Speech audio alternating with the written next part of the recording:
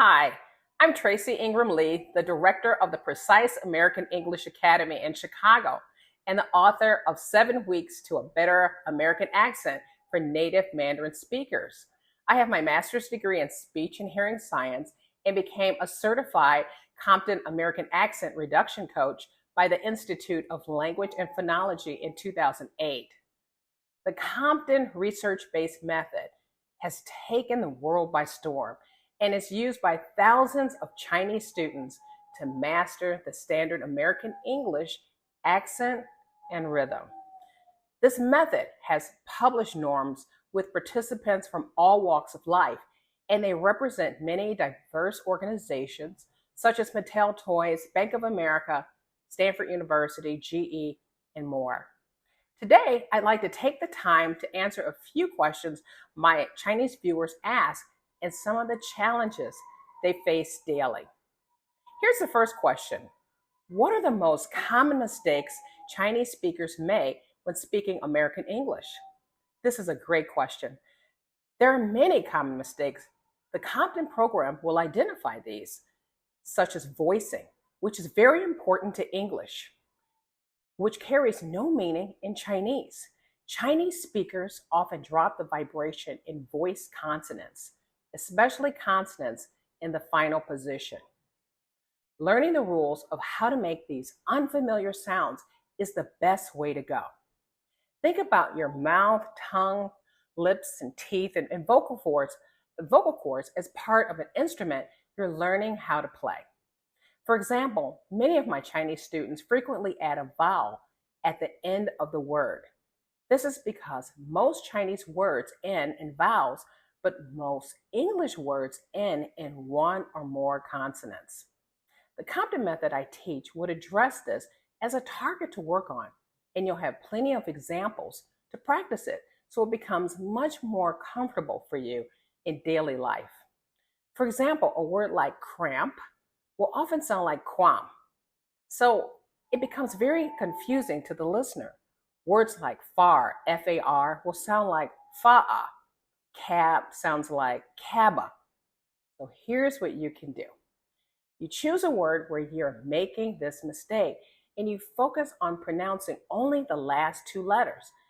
So if you're adding a vowel such as cabba, try to freeze your mouth right at the B sound, such as cab. And if you're saying ka instead of cab, you can focus on saying the last 2 letters, such as ab, until you're used to pronouncing the entire word, which is cab. Here's another question. Why does it take me so long to speak American English fluently when some of my colleagues sound better than I do? That's a great question. You're not alone. So today, over 1.8 million Chinese nationals now living in the US, and nearly 2/3 of these still speak with a distinguishable accent. The truth of the matter is many of the features of English are completely different, and it takes time. And it's a big part of this is the rhythm and word stress. Chinese languages such as Mandarin and Cantonese, they place equal emphasis on each syllable. And words are distinguished by tone rather than by stress. So many speakers stress every syllable equally. They stress the wrong syllable or they end up dropping the syllable. So word stress is extremely important because it really affects how well other people can understand you. The listener is expecting a certain word and sentence stress pattern in order to understand and follow the speaker. So incorrect stress can be very confusing to the listener who may not understand or lose interest. Some Chinese speakers will add only small gaps between every word and syllable instead of linking them together. And this affects the clarity of their speech. For example, some of my Chinese students will say, and they kind of do this really quickly, we need to go to the store. My meeting starts at 1. I take the photo in the morning. Instead of slowing down and saying, we need to get to the store. You notice the clarity and not rushing through the words. The word store has the sound of the letter O, like O. which is frequently a challenge. This is because the letter O has at least 5 sounds in spoken American English.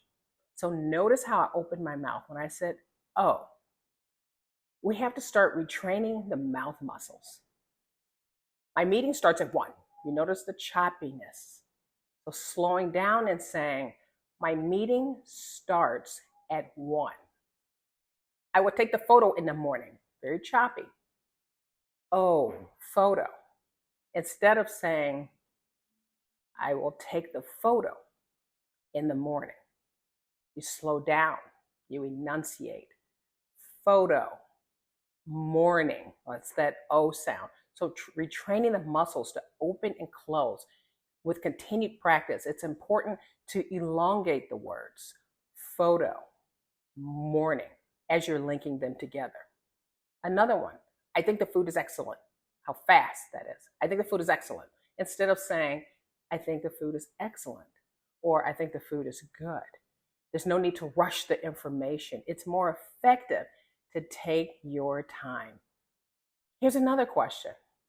What are some of the best self-study exercises I can do to improve my speech? Here's an important tip. Watch the American national news, such as CNN, ABC, CBS.